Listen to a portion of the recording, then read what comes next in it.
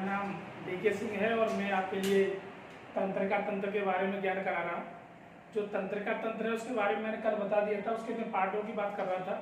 तो कल मैंने केंद्रीय तंत्रिका तंत्र के बारे में बता दिया था। अब मैं बताता हूँ केंद्रीय तंत्रिका।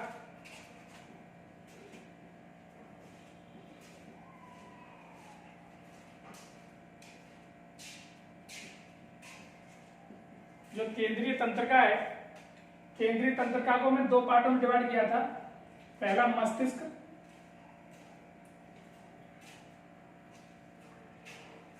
और दूसरा किया था मैंने मेरु रज्जु।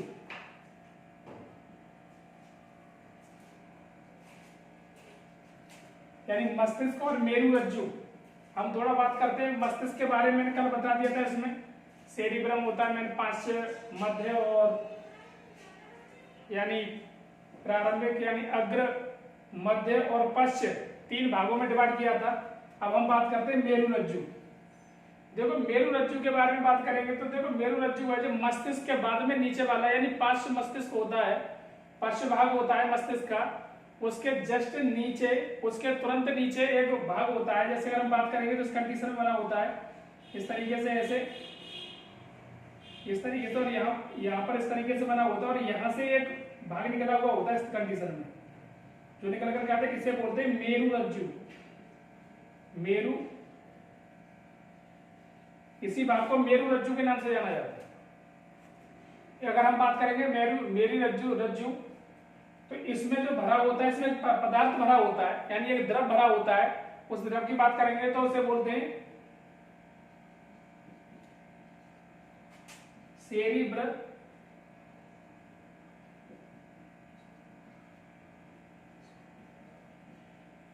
सेरिब्रोस्पाइनल। उसे बात करेंगे तो सेरिब्रोस्पाइनल के नाम से जाना जाता है और इसी के लिए हम श्वेत पदार्थ कहते हैं, श्वेत पदार्थ। और दूसरा बात, हम इसी को ही हम धूसर पदार्थ भी कहते हैं, धूसर पदार्थ।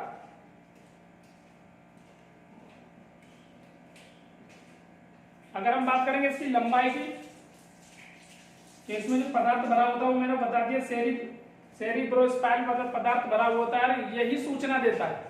इसकी लंबाई की बात करेंगे तो यहां से और यहां तक की जो लंबाई है वो है 18 इंच की। इसकी लंबाई 18 इंच की होती है।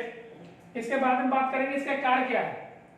इसके कार्य यानी प्रतिवर्ती क्रियाएं, क्रिया प्रतिक्रिया जो कार्य होता है वो इसके कार्य है। जैसे कहने का मतलब ये है, जैसा कोई कार्य हो रहा है, अकस्माती व्यस्त, कहीं पर मस्तिष्क व्यस्त हो जाए, व्यस्त होने के बाद में उसमें जो जैसे किसी काम में हमारा मन लगा हुआ है, अकस्मात कोई आकर के पीछे से खो कर दे, तो एकदम जो कंपन होती है बॉडी की, वो कंपन इसी के द्वारा होती है। यानी जो कंपन होती है वो इसी के द्वारा होती है। या फिर जैसे हम चल रहे हैं, चलते समय अकस्मात हमारा ध्यान है, चलते समय अकस्मात एक गड्ढे में पैर पड़ जा रहा है, तो जो ऐसी जो क्रिया होती है, झटके से लगना, वो सारी क्रिया इसी मेरु रज्जु के कारण होता है। रज्जु का मतलब होता है रस्सी, इसका मतलब होता है रस्सी, यानी एक झटका। जैसे कोई कार्य कर रहे हैं, कोई कार्य करते समय अकस्मात ही कंपन करना बॉडी का। जैसे कोई कहीं खेल रहा है, खेलते समय पीछे से घो कर दो तो अकस्मात बच्चा कंपन कर जाता है। तो जो कंपन की जो क्रिया होती है वो किसके द्वारा होती है? मेरु रज्जु के द्वारा होती है। यानी हमारा मन जो खेल में बटा हुआ था, लेकिन अंदर से किसी ने खो कर दिया, तो जो खो किया तो उसमें हमारी बॉडी में झटका लगा, वो झटका मेरु रज्जु के कारण लगता है। या फिर अकस्मात जैसे कोई कंपन कर जाना बॉडी में, अगर कंपन की बात करेंगे तो बॉडी में जो कंपन होता है वो 120 से 130 मीटर प्रति सेकंड के हिसाब से कंपन होता है। 120 से 130 मीटर प्रति सेकंड के हिसाब से कंपन होता है। एक एग्जांपल की बात करें, जैसे कई बॉडी, जैसे कई दिमाग पर में मेरा मन जैसे पढ़ने में लगा हुआ है, या मैं किसी को देख रहा हूं अकस्मात, जैसे सपोज करो मैं किसी आदमी को देख रहा हूं, या फिर मैं किसी एक्टर को देख रहा हूं, या किसी मूवी को देख रहा हूं। मूवी को देखते समय भयानक मूवी देख रहा हूं, जो मतलब उसमें भूत प्रेत आत्माएं आती हैं, उस मूवी को देख रहा हूं।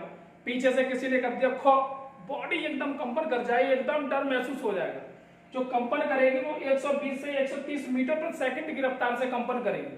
जो कंपन करेगी उसी कंपन को ही हम जो कंपन की क्रिया होती है वो मेरु रज्जु के द्वारा होती है।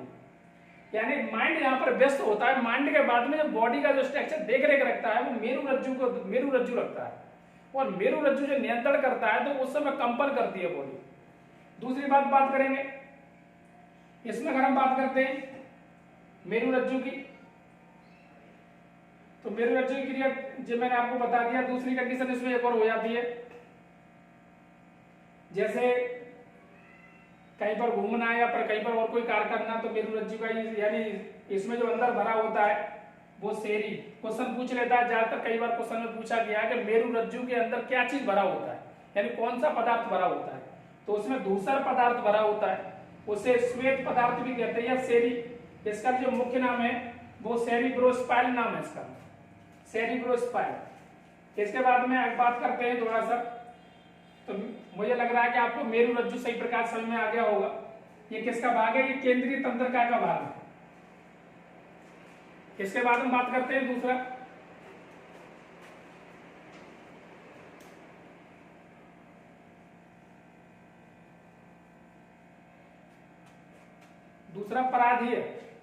पराधीय तंत्रिका।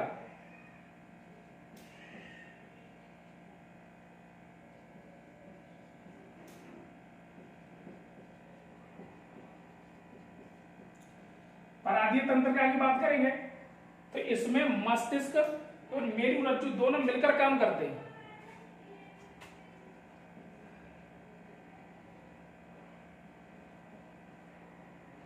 और मस्तिष्क, मेरु रज्जु, मस्तिष्क की बात करेंगे तो क्रेनियन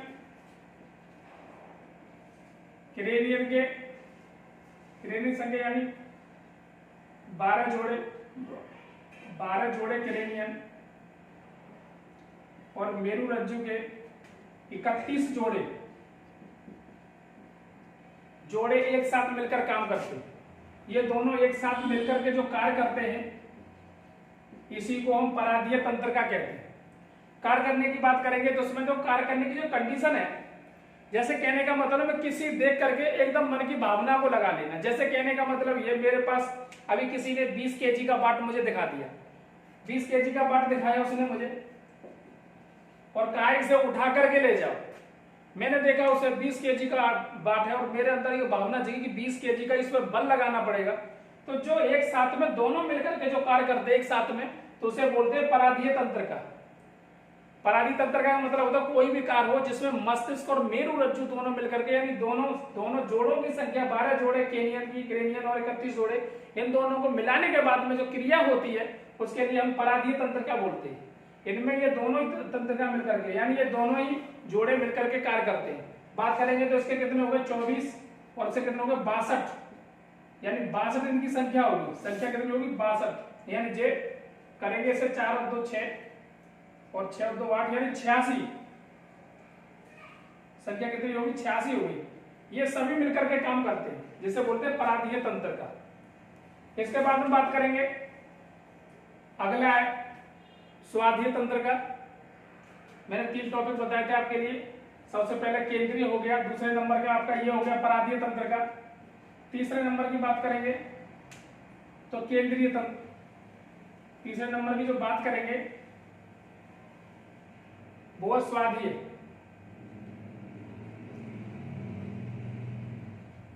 स्वाधीय तंत्रिका, देखो स्वाधीय तंत्रिका की बात करेंगे तो स्वाधीय तंत्रिका की कंडीशन ये होती है अकस्मात, यानी कंपन के द्वारा, अकस्मात किसी क्रिया के द्वारा, यानी एक खौफ के द्वारा बॉडी के अंदर अलग क्रियाएं होने लग जाना। जैसे किसी कोई ऐसा कोई अचानक भयानक कार्य हो जाए या भयानक स्थिति आ जाए या कोई ऐसा कार्य हो जाए जिसमें मुझे डर लग जाए या वैसी कोई कंडीशन अप्लाई हो जाए, खौफ सा आया हल्का सा, तो इसमें जो होती है वो स्वाधीय तंत्रिका काम करती है। स्वाधीय तंत्रिका काम करेंगे तो ये 2 पार्टों में डिवाइड होती है। अगर हम बात करेंगे तो पहले अनुकंपी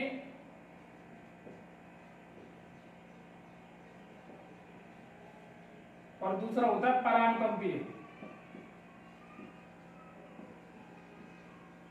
अनुकंपीय परानुकंपीय की बात करेंगे तो देखो ये क्रियाएं जो होती हैं इसमें एक तो होती है जैसे ब्लड का यानी रुधिर का अकस्मात बढ़ जाना, रुधिर बढ़ जाना, पेशाब छूट जाना, या फिर मतलब या बॉडी के जो कोप हैं वो खड़े हो जाना, या फिर मतलब रोंगटे खड़े हो जाना, या पाचन क्रिया कम होना, पाचन क्रिया का रुक जाना, धीरे धीरे हो जाना, या ब्लड प्रेशर का बढ़ जाना, ब्लड का बढ़ जाना, सांस लंबी लंबी आना।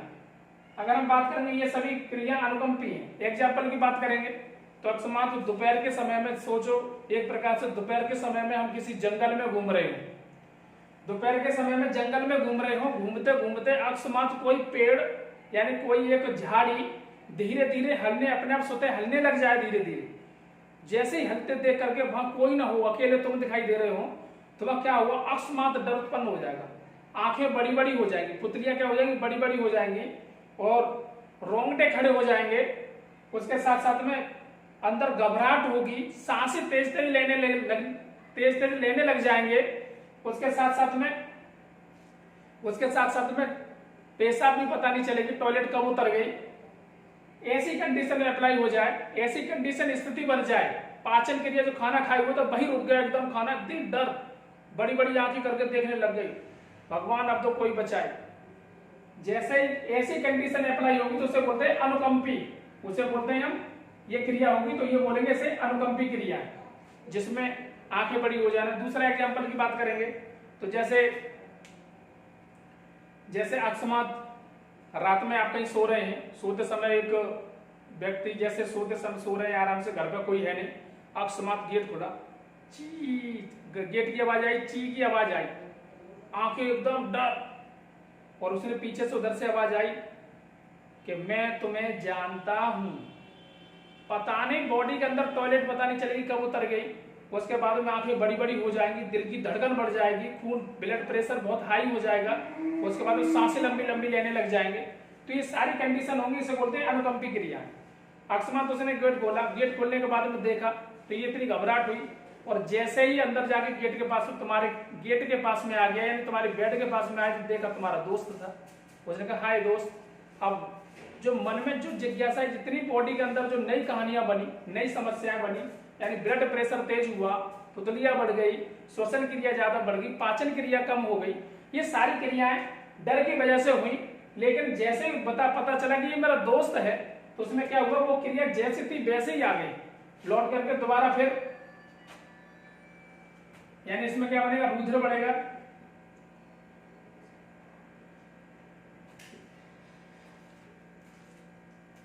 रुधिर की गति बढ़ जाएगी,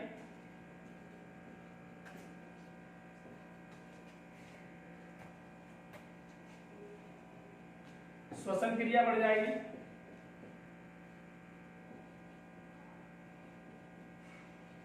श्वसन क्रिया में वृद्धि,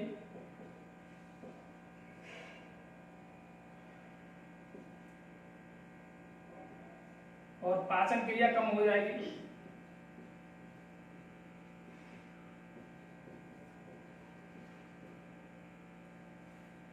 रोंगटे खड़े हो जाएंगे,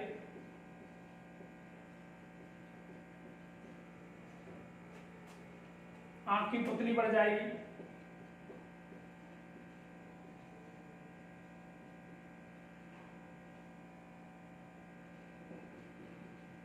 ये सारी क्रियाएं बढ़ेंगी, तो इसे बोलते हैं अनुकंपी। अकस्मात हुई क्रिया, डर लग गया एकदम, तो उसे बोलेंगे अनुकंपी क्रिया। और जैसे देखा कि वो मेरा दोस्त है, हमें ये पता चल गया मेरा दोस्त आया है, तो उसके बाद में क्या हुआ, ये सारी क्रियाएं जैसी थी वैसी आ गई, सामान्य हो गई सभी क्रियाएं। सभी क्रिया कैसे हो गई, सामान्य क्रिया हो गई सभी, तो इसका मतलब उसे बोलेंगे पराकंपी, यानी परानुकंपी। जो क्रिया पहले थी, यानी ये क्रिया कब हो सकती है, डर के द्वारा हो सकती है, किसी के खौफ के द्वारा ही क्रिया हो सकती है, उसे बोलते हैं अनुकंपी। और जो उसके बाद में पता चला कि ये डर ऐसा कोई था नहीं, तो उसे बोलेंगे परानुकंपी। तो शायद मुझे लग रहा है कि ये आपको समझ में सही प्रकार से आ गया होगा। बाकी जय हिंद, बाकी अगले लेक्चर के बाद हम मिलते हैं।